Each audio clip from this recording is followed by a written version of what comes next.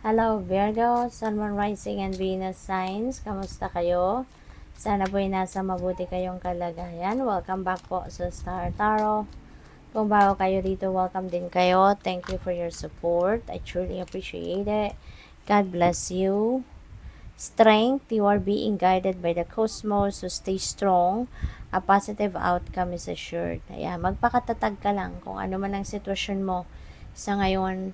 Huwag kang mag-alala. No? All is being taken care of. Divinely guided kayo ng Divine Universe and the rest of your spirit team. Kaya tatagan mo lang, tibayan mo lang ang inyong loob. No? Magkakaroon din ng positibong sitwasyon ng kung ano man ang pinagdadaanan mo ngayon. Magkakaroon ka rin ng positibong resulta. No? Magkakaroon din ng positibong resulta ang kung ano man yung you're looking after sa ngayon na sitwasyon. Surrender your need to control the outcome. Just be with life in this present moment. Okay? So, isurrender mo na lang ang lahat, no, sa Divine Universe para maging stress-free ka na. Patuloy ka lang magdasal, patuloy ka lang continue to work hard, no? To work on whatever it is na pinagtatrabahuan mo or pinagsisikapan mong maging maayos. You know? At bahala na yung Divine Universe sa inyo. Okay? So, what else? We have truth. See your light. Know your power. Have the courage to walk your truth. Okay? Kung ano yung bulong ng puso mo, kung ano yung bulong ng intuition ninyo, yun ang gawin ninyo. Panahon na din ngayon para maging matapang ka, no? Nagawin or sundin kung ano man yung inyong gusto, kung ano man yung inyong truth, kumbaga, no? So, wag ninyong hayaan na susunod-sunod na lang kayo lagi sa kung kanino man, no? But instead, magpakatatag ka at gawin mo kung ano yung gusto mo. Kung ano man sa tingin mo ang nararapat, kung ano sa tingin mo ang dapat, yun ang sundin mo.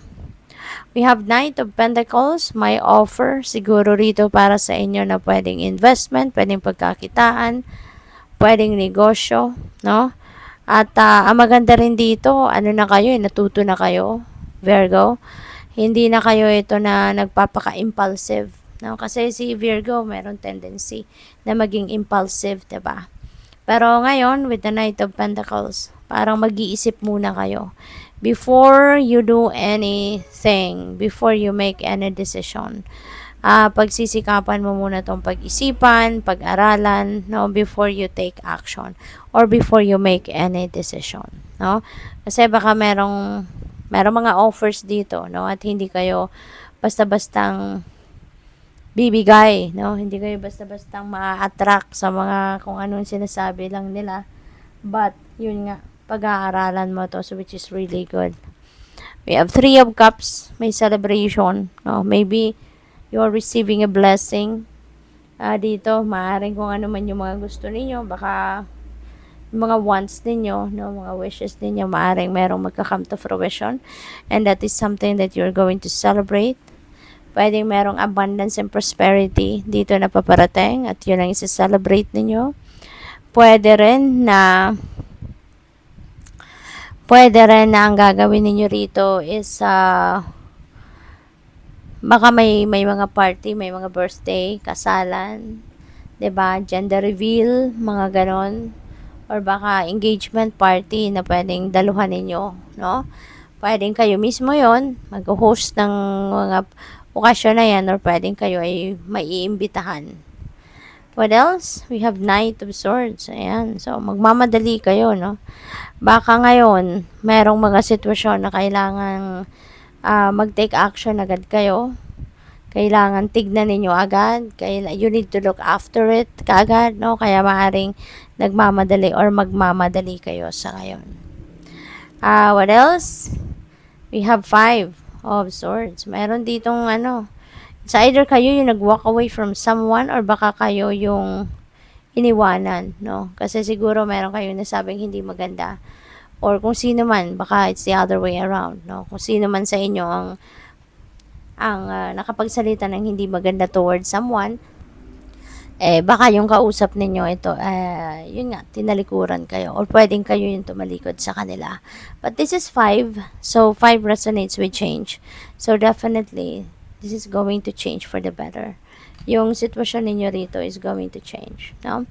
Yung sitwasyon ninyo rito is going to, to improve then eventually. So, kailangan lang ninyo na umatras muna from that, at baka kailangan lang ninyo magpalamig muna, palagpasin muna yung tension, palagpasin muna yung diskusyon, init ng ulo, ganon, no? At pag-isipan mabuti at balikan ninyo whenever kalmado na kayo. We have 3 of swords. Ayan. So, may heartache, no? Maaaring ito related dito.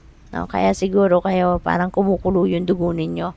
Baka masakit, no? Mga masasakit na salita ang narinig ninyo rito. Kaya parang nasaktan kayo ng bongga-bongga, nainis kayo, nagalit kayo. Pwedeng ganun ang ganap dito. Kasi boiling, no? Yung puso. Parang, kumbaga, siguro na-trigger kayo, no? Kaya nagalit ang iba sa inyo. So, good luck. Thank you for watching Love and Light. Namaste.